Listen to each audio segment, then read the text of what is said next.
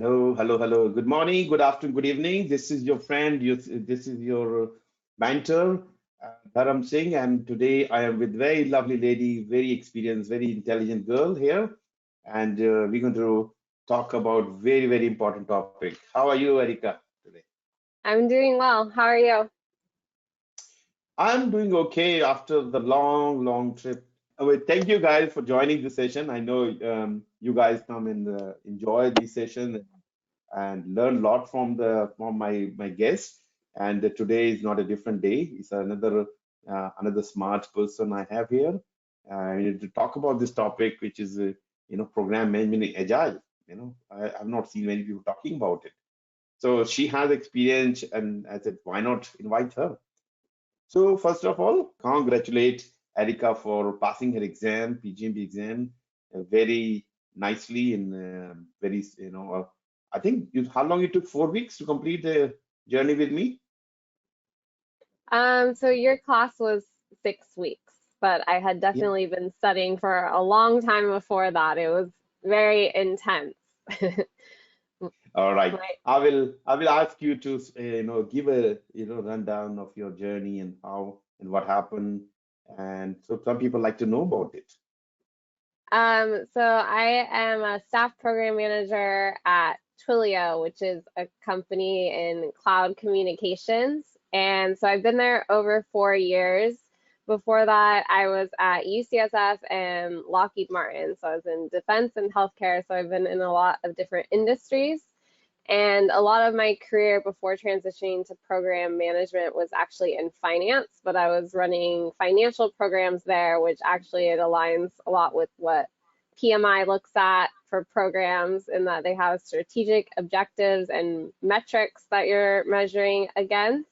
So I think that was also really useful for my career in program management.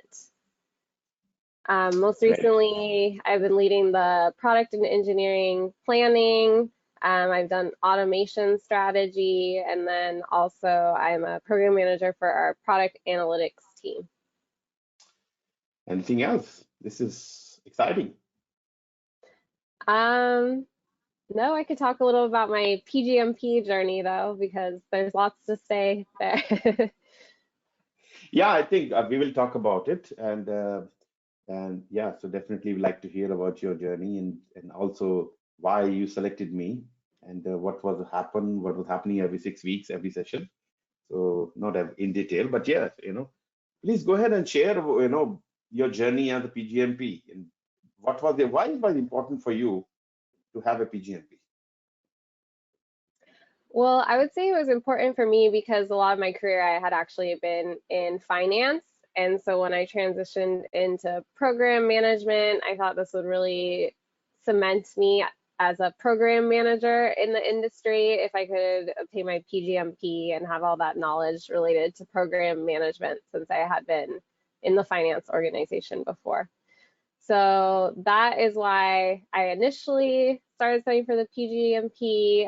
A product director at my company actually recommended the certification as well and knew about PMI. But I actually, once I started studying for it, I realized that there's less information out there available on PGMP because it's more of a rare certification compared to PMP. So over 1 million people have that certification. I think it's only about 4,000 PGMPs right now. So it was hard to find information on it, I would say, when I first started looking into it, but I thought it would be the best for program management. And it's also more of an advanced certification because you need more years of experience compared to PMP. So it's also it's useful for, I would say, mid to advanced career level. Okay, great. So tell us more about your journey. Yes. I also have some advice for anyone who is taking the PGMP. I wanted to say, first of all, don't underestimate the test, and I definitely recommend taking a class. So the PGMP, they don't have actual pass rates posted anywhere by PMI, but they estimate that it's 30%. So it's a very difficult test. And I would say if you're pursuing it, expect that you will have no life outside of work and studying for this test. My final score ended up being above target in all areas, but I definitely think it took a lot of work and honestly personal sacrifice to achieve that. So I had studied for many months for the test, and I think I had almost memorized the standard for program management before I found you on YouTube, Dara. I've always been a very naturally good test taker. So for the GMAT, I only studied for 2 weeks to get the score that I wanted. So I thought the PGMP would be the same since I've always been good at taking tests. But I found when I was studying there's some key points missing that I really needed to know for the exam that I was able to find out through taking your class. So I would definitely recommend taking a class. A few of these points when I took your class, I remember you were saying that you were able to figure this out from previous versions of the books, the PMI books. So I think there's no way I would have been able to figure that out on my own. And there's a Mm. lot of things that aren't really explicitly called out, like change management steps and other things that were really helpful to learn in the class. So I think that was very important. And then also having good questions. Since I mentioned this is a more rare certification, I think there's a lot less out there on the internet available. There's less quality test questions that you can use to prepare. So that was very difficult without taking a class. And then another thing I want to mention is, so a lot of people have their PMP before they take their PGMP. I did not, and the PGMP tests on both PMP knowledge and PGMP knowledge, so project management knowledge and PGMP. And I actually have experience working with earned value management in the past since I was in the defense industry. So I think that was really helpful because that's a huge concept for both PMP and PGMP. But other than that, it was also very helpful taking the class to know what was most important to study from the PMBOK, so that's the project manager book, because I think I could have spent a whole year just studying that in advance of the PGMP. Mm. So it was very helpful. So the class definitely helped me with some of those concepts that I didn't know when I was just studying on my own. And then once I knew that, I was able to finish above target in all areas. But I think I could have probably completed the certification in less time if I just took the class from the beginning, because I studied, I don't even know how many months, over 6 months, extreme studying, and it was worth it in the end, but it was a long journey. Yeah. So look, you did really, really well, and having all about target is really, something we have to think about.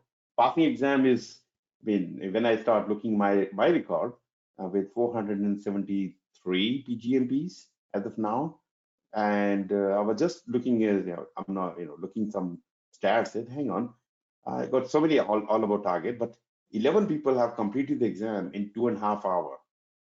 I'm talking PGMP exam. And out of 11, six of them completed the exam in even 2 hours. This is crazy. So, look, of course, with self-study, people tried, and some people have done it. But it's not about study; it's about learning from other person's experience.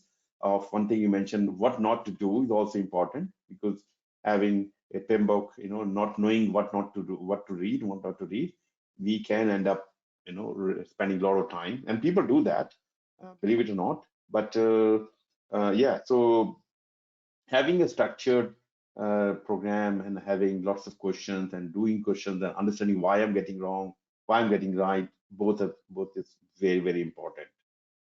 Other thing is, I like to, almost at the point where I'm going to release a new app with the nine question bank in that, and lots of information. I mean, I still can't believe how it's going to come is actually there. And in few days, I will be releasing it. I don't know how I'm going to release it, whether I'm going to have a big launch or just a slide in, hey guys, just try it out. Let's see. Let's see. But I'm excited that you looking the way you come to, I think when you before you came to me, you already done a lot of studies, but the 6 weeks you prepared really hard and got the result what you have. So very, very big thank you for taking this journey and making it and showing the people like this is possible. You know, this exam is difficult, and you compare this with GMAT, and you spend only 2 weeks and you got the result. But here you spend so much time. So this is one of the toughest exam. But if you have structured learning and you prepared and what not to do, I think you can still make it and make yourself proud and get your results even better, which what you're thinking at the moment. Definitely. Yes, it was all worth it in the end, but definitely I would say don't be overconfident going into it. I think maybe I was initially, and then I realized that it's definitely helpful to take a class, and yeah, that definitely helped out a lot in the end. All right. On the question pad, my other student her name happened to be Erica as well, and she's also into agile. I already done webinar with her. What's the biggest challenge you have found moving an organization towards being an agile? So we can take this question later, isn't it? You know, just Yes, I think okay. it'd be good to keep the questions until the end. Okay, all right. No, no, actually, I miss said it's not Erica, it's Randy. So she's Okay. also, so that's where I get confused because I have another Erica and Randy, and then when you come, you got both names together. Yes. Anyway, so we'll take your question Randy sooner. All right. Anything else you like to talk before we jump to the questions? No, I think we can jump into the questions now. All right. All right. Good, good. Guys, once again, thank you for joining. And I can see a lot of people have joined today. That shows how much interest you have in this topic. And, we're going to have questions and we're going to have audience question. Please feel free to put as many questions as you can. We will try to cover as many as we can. I think generally we have record, we have never skipped any question, but let's see. And on the chat, keep an eye on the chat. I already shared 2 links where if you are interested in PGMP, PFMP, those links can be very useful. These are videos where you can learn from me about the journey of PGMP. So, take copy them and watch them whenever you can or whenever you're ready to watch them. All right, with no further delays, let me start my set of questions. One of the questions I have is, what are the major differences between traditional program management and agile program management? Please share your experience. Sure. So first I'll say, according to my PMI training, traditional waterfall program management is best for larger scale projects. So when the scope is defined early on, and then agile program management is best when there's less certainty about requirements and you have many small projects in your program that can deliver incremental improvements for customers or for stakeholders. So I've worked in both environments. So I have experience working in the defense industry for a defense contractor. Those are very large scale projects, so billions of dollars. So that was definitely waterfall or traditional. And then currently I'm working in the technology industry. So I'm using Agile now. I would say the biggest difference is you can expect with Agile project requirements and prioritization of different projects. It's going to rapidly change and very often.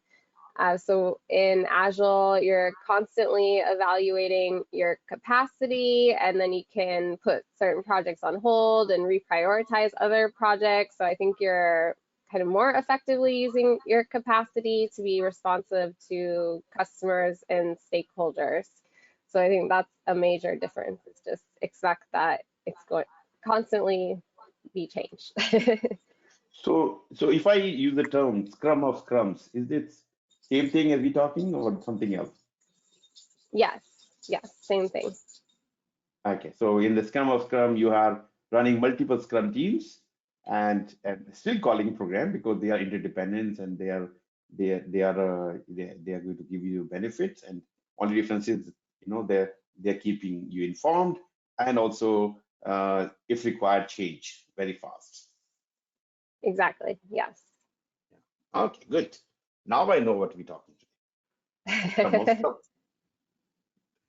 All right.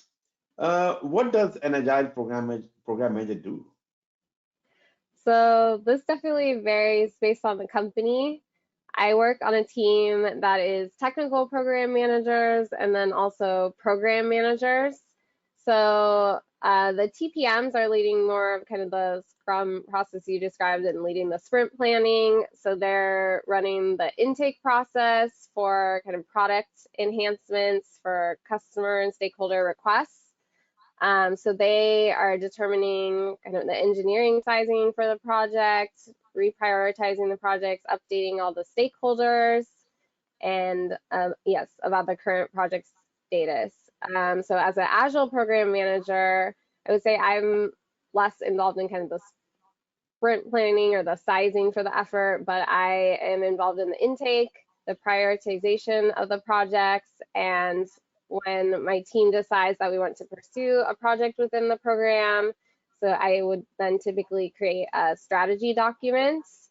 And in these documents, which it's much like the business case, I'll say for the PGMP, so if you haven't looked into that, I think it's very useful, but I always include the goal of the project, the approach for completing the project, success metrics, timeline, implementation, risk dependencies, and then any other information needed to ensure all the stakeholders are aligned with the plan to complete the project and that it's clear.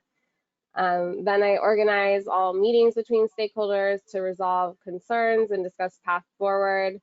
I spend a lot of time updating stakeholders and then lead the execution, document the progress, and then also ensure that we're on track to deliver the success metrics that are in the strategy document. So that's extremely important to have good success metrics and track progress towards those. Great, great, great. Yeah, definitely. All the thing you mentioned, very important for a program manager working in an agile environment.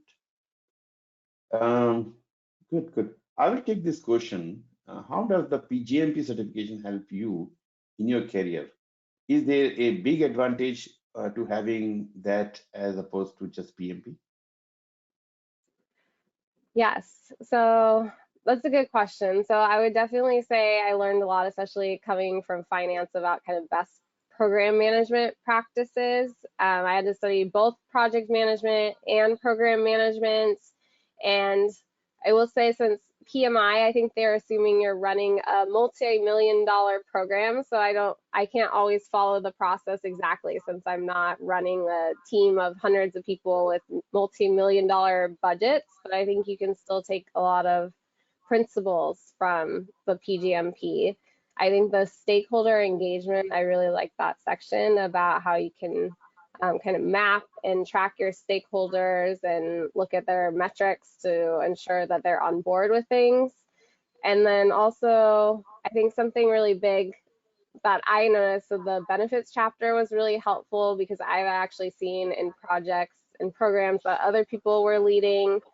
There's a lot that I learned about benefits transition and preparing the other teams that will be transitioning. You'll be transitioning the benefits of the program to. So, like the operations team, typically, I've seen a lot of situations and the planning didn't occur for that up front, or there wasn't kind of confirmation from those stakeholders, and then the program failed because of that. And PMI actually mentions that's why most programs end up failing long term, or they end up not benefiting the organization. So I think that was really useful for me to see because I've witnessed that, and it kind of gave me strategies to avoid that ever happening in the future.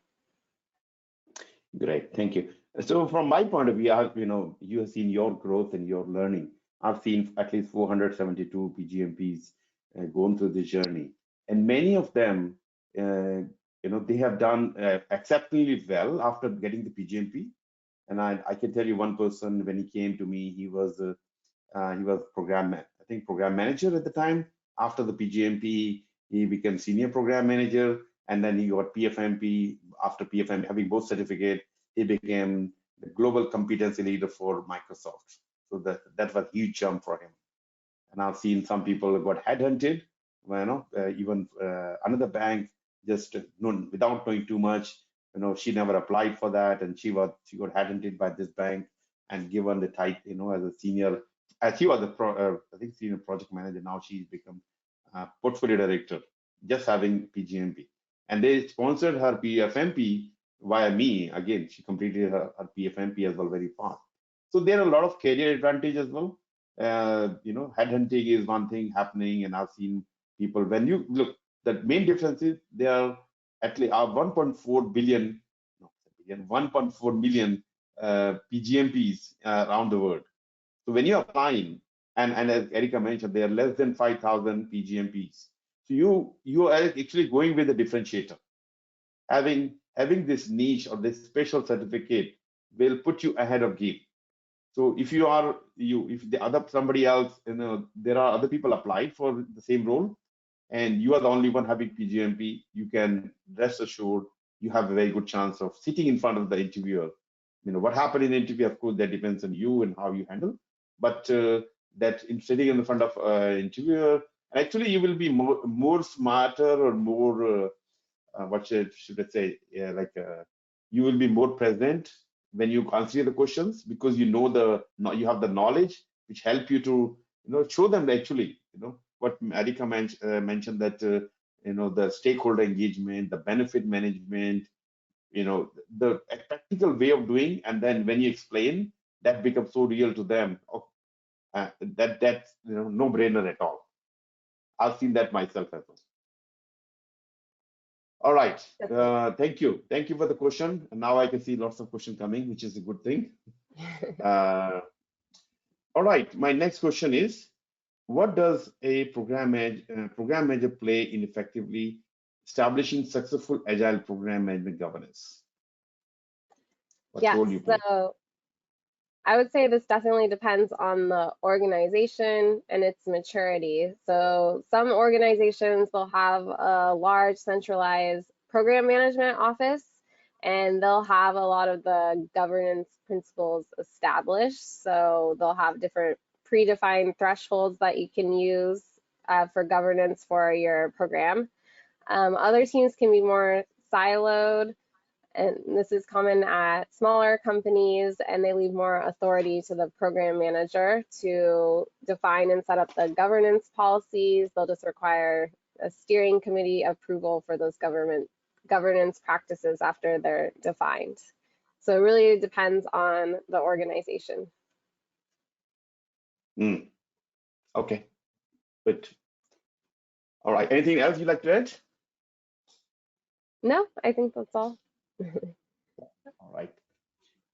Okay, I will take another question from the audience, and this is about, actually, the fit very well because you didn't do PMP, and yeah. So okay, so I'm coming from Prince2 environment, and I'd like to inquire if it is possible or ideal to go for PGMP without having the PMP certification. Just coming from a what environment? Can you repeat the first part? Prince2. Prince2 is actually, I can explain. Prince2 is a project management certification from, that's a UK-based company. So this Prince2 is more popular in UK and some European countries, in Australia, and in some companies or especially government organization in Australia and New Zealand. It's very structured, very structured methodology for project management. And look, let me explain that to you. Look, you already know basic project management foundation. You have it. So most of the methodology, whether you talk about certification, PMP or Prince2, they help you to build the foundation or knowledge about project management. So transitioning from Prince2 or adding another certificate as PGMP will definitely add value, and you're not disadvantaged just because you don't have PMP. Just Erika is a good example where she never did PMP, but she still managed to do PGMP. So it's not a, I like to see that, and many people feel that that's the ideal path, but that's really not a showstopper for you. You can directly go to PGMP, you can directly go to PFMP, you can do any other certificate at any time. Yes, I mean, you can expect it might be a little more difficult if you don't already have the PMP, but considering how long it takes to obtain both of these certifications, if you have the career experience to go for PGMP, I would definitely recommend just going for it. Yeah, and no, I have seen just like Erica, probably 10 to 15% people came to me without having any other certificate. So they did really well. And again, as you Erica mentioned, like you may spend another 6 months and then start PGMP, and you end up having 1 year of your life goes into this. Instead of that, maybe just invest 3 months with me. I can say 3 months with me, and I think I'm taking the extreme part. You will be done with your both certificate. I mean, at least PGMP. And if you want to do PMP and PGMP, I think we can do it instead of one year, we can get it done in 4 months. Okay, that's the deal I'm giving. To get both, including the applications? Yeah, including application and preparing for PGMP, prepare first PMP and then PGMP if you want to do that way. But if you just want to do PGMP, this is all happening at home, no problem at all. All right. Good question, by the way. Keep going, keep on writing your question, guys. I mean, this is exciting to see so many questions. All right, and remember, we already have another question about challenges you found moving on an organization towards being agile. So we'll take it when you feel the right time. All right, so let me talk about ask another question. What decision can the agile program make without coming up to an advisory council or a steering committee? So an Agile program manager can shift resources or add additional resources as long as they're not exceeding those predefined thresholds that are in the governance plan, which we had just talked about. They can reprioritize projects. I mentioned that happens a lot. So reprioritizing the projects within the program, as long as the overall program deadline isn't impacted. And then they can even add or change projects as long as they still align with the organization or the program's goals. So in the standard for program management, they mention that you should obtain steering committee approval before initiating new projects always. I think that's very important in Waterfall as a best practice. I think it's also important in Agile, especially for projects that are larger scale, because we have different engineering sizing for projects. So we can have extra small through extra large. So I'd say if it's one of the larger than small projects, depending on what you define in your governance plan, I think it's important to get that approval to commit funding. And then a tip I would say when approval's required and you're in a all remote environment like I am, a lot of the time we use a async document review. So the strategy document I mentioned, so documenting everything, and then you can do this asynchronously by sending this to the steering committee and using the Google Doc approval function or just emails and documenting your approvals that way rather than convening an actual meeting. Since most people, well, I'm not in the office now. I think in the PMI, PGMP, they talk about convening the steering committee, but I don't think that happens as much. So we do a lot of async approvals. Okay, all right. And it's still working. That's good. Yes. Okay, perfect. All right. How can a program manager handle and resolve communication problems while managing a large-scale agile program? So one thing I learned while studying for the PGMP is that it's very important to have stakeholder engagement metrics. So this means mapping your stakeholders, and then you can measure different metrics like their participation rates. So that is very helpful because you can pinpoint problems early on. And if you see kind of a decline in attendance from a key stakeholder, that could signal that you need to understand what's going on. Maybe there's some communication issues that are causing them to be less engaged. So that is a big one. And then also As I mentioned, we use a lot of document approvals, or I use them often in my current job. I would say also this is important to use with all your stakeholders. So if you're running a program that's lasting years, a lot of your stakeholders, they need clear documentation so they can catch up on what has been happening. And then also it's important to have record of their approvals because maybe they approve something, but people forget if something has been going on for years. So I always request approvals from stakeholders that are documented often so they can go back and reference, oh yes, this is what happened on this date and I already approved. And you can also use approvals like in Jira or other project management systems from all of your stakeholders just to keep a record of everything. Okay. Anything else actually you learn from your PGMP experience help you to manage your communication better? What I mentioned about the stakeholder engagement metrics, definitely. And then also they recommend keeping a communications log, so there's always a record. And I think it helps with also knowing what to include in the strategy document I mentioned. There's some other things that are mentioned in the business case and charter that I include in my document to help update my stakeholders. Okay, great. Thank you. Thank you very much. All right. So, what are the benefit of agile program management? And before you answer, let me tell. I actually shared on the chat just now about. I have started a series of PGMP and PFMP related sessions. So far, I have done 5 of them, and there's 3 more sessions to go for that. So next session is not far away. Actually, it's on 3rd or 4th of November. I'm saying 3rd or 4th because of the time zone. You may be in Australia, then it's the 3rd. Okay. Australia is the 4th of November, and America is going to be 3rd of November. So that's how it is. So I share the link how to register to that. It's a very informative session where you have option to ask me question about PGMP and PFMP at the time. All right. So coming back to the question, what are the benefits of agile program management?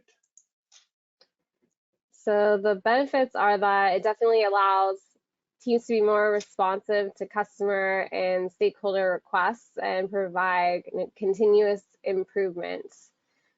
So as I mentioned, PGMP talks about benefits a lot. So in Agile, benefits are delivered sooner to your customers and stakeholders rather at the very end of the program, like with most waterfall programs. And I would say also if you work in an environment in which there's frequent escalations that cause priorities to change, which I definitely do, Agile helps you to better reprioritize. Perfect. Thank you. Let me take the question now for Randy's question. And what are the biggest challenges you found moving an organization towards being agile? So my current organization was already Agile, so I guess that's a tough one since that was already the culture. I would say putting documentation and process around kind of our intake process, and so there's nothing. We do not have a PMO. There's nothing documented about how we're going to prioritize projects within programs. So I would say establishing practices for how you're going to prioritize different projects was very important for me since we don't have any of that existing. Yeah. So I actually moved from, and I've done that. So moving from waterfall into the agile transformation, and there are lots of challenges. Especially, you can always talk about the training, about the agile training, and maybe putting Kanban board and having agile coach. Having a good agile coach is another important thing. But it's not only providing the logistic, but also people's mindset has to change. The people doing the work, they need to change. They're, because we are talking agile very fast, and things are changing So that's why people mindset, and even not only the people doing the work, but also the management also has to change the approach. You're not going to see the same kind of status report as you used to get earlier.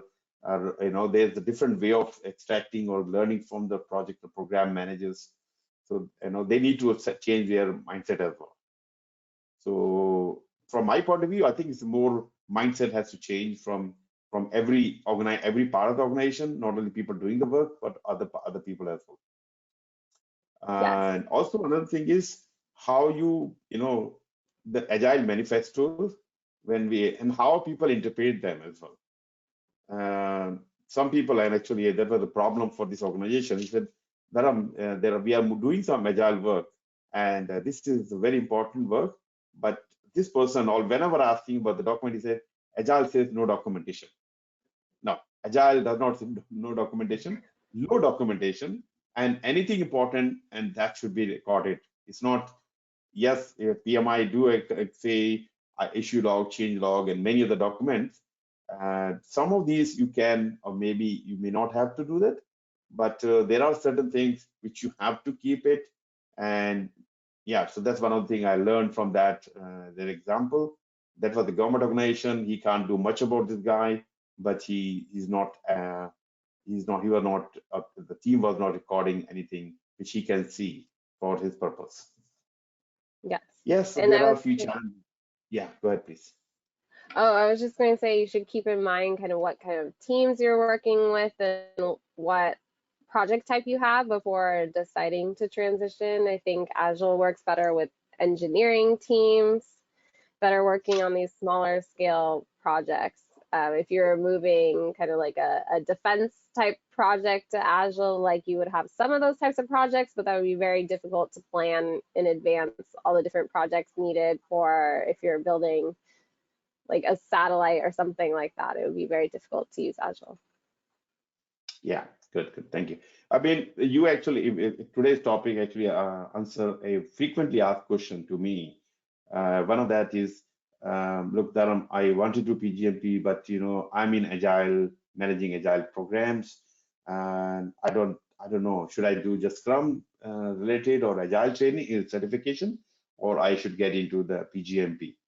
So, running the projects at the project level, that's of course you need to have agile certifications. But if we talk about managing the Scrum of Scrums or managing the program mega $1 million work, you definitely should consider having a PGMP certificate, at least PGMP, if not going for PFMP as well. So there's a very plus, and as you mentioned, a lot of things you learn from the certification. You go learning from certification, including the stakeholder engagement. Whether you do traditional projects or a program or waterfall, you have lots of stakeholder engagement happening. How effectively you manage your engagement is very, very important. And actually, that can be a make or break for many of the programs. So another thing, the benefit manager, you mentioned benefit management.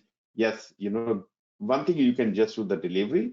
Second is this is how we are, we are going to get the benefits. There's a clear plan for that. This is how and when we're going to transition and sustain the benefit. These are a few things I have learned while teaching program PGMPs and myself as well. And I can relate from my own experience when I did my program under Agile versus having PGMP or not having PGMP made huge difference to me at the time. Yes, definitely. All I right. would Anything say you the like? same Yeah. principles apply for both. And even though I'm working for a tech company, I've done both types of projects and programs. So it's not always just Agile. Yeah. And guys, I have shared the PDU code for you. If you look at the chat, you can see the course identifier and the PDU claim code. So take a note of that. And the people watching this as a recording, you have to contact me and my team to get the PDU code. And by the way, you can use the PDU code for 1 year only. Let's say we are in October, 20th October, 19th October in 2023. So until next year, you can still use those PTUs. Okay. So if you are watching, yeah, please come back to me and ask Dharam, I watched this, and I might ask questions. Hey, did you really watch the recording? Okay, so look, joke apart, yes, you can claim one PGU from this, and even you have watched today or participated today, and people watching at the recording. Okay, so that's what it is. And another thing, guys, if you are serious about getting your PGMP, PFMP, or any of the certificate, I love to talk to you, and maybe I can give you some guidance and help you, give you a helping hand, and make your PGMP and PFMP journey a little more smoother than many people have experienced. Including Eric has took a long time to complete it. I mean, it's no discouragement that people do that, but things can happen faster than you are thinking. And normally I give example of, let's say you want to do a mountain, you want to climb that Mount Everest. I know it's one of the toughest mountains. I mean, people say, okay, I will go to YouTube, I can watch, read some books, I can talk to many people, and I will learn how to do that. So that's one way of doing things. A second is you just go to Nepal and hire a Nepali or a Gurkha who has done this, climbing multiple times. This help many people. So that person can be the best person who can take you through this tough journey. And that is the Gurkha in this case is me, who has seen people going through this PGMP and PFMP journey and getting the certificate in the record time. And I was telling you that doing the record time is 2 hours as well, which is, and if when somebody did last year in 2 hours, it's okay, she's so smart, okay, she did it. But having so many people now, 6 or 7 people have completed the exam in 2 hours, still got above target result. And do talks about the quality and the learning experience you're going to go through with me. And yeah, so I think that's enough about me. But yes, don't take it lightly. I've seen that happening. And then they end up spending more money and more time coming back to me. Last year and this year, 39 people came to me after trying the exam at least once. One person came to me after trying the exam 5 times, believe it or not. And that person said, Dharam, I knew about you 3 years ago when I started my PGMP, but I thought your program is costly. Your program is too difficult for me. And so look, you now 3 years of your life gone into this, and 5 attempts means you can imagine how much money you paid to PMI, and that impacted his family life, and his, I don't want to go to that, but his job as well got impacted. So and once you get into this, you want to complete the journey. You don't want to stop, and that's what I like to see. But don't want to drag it for a long time. Dragging is not an option here. Get it done. 3 months, 4 months maximum. Even my students sometimes they say that I'm not feeling ready, and then I will do it. And when they do it after 1 year, 2 years, then results are not as you were expecting when you join the program. Because when things are fresh, get it done. All right. Any other question you guys have? Because my questions are done, and we are nearly, about to finish it and for the time. But if you have any last minute question, and if you want to ask anything from Erica or to me, or maybe if you don't have a question now, maybe you can ask her or you join her, contact her with on LinkedIn, or you can get in touch with me, book my time. Happy to talk to you about PGMP, PFMP, and when you book my time, it's your time. Basically, you can talk to me anything. All right. So if no other questions, I know we are finishing 10 minutes early, but it was wonderful talking to you, Erika. Working with you was exciting. A lot of learning to me and to other people in the group.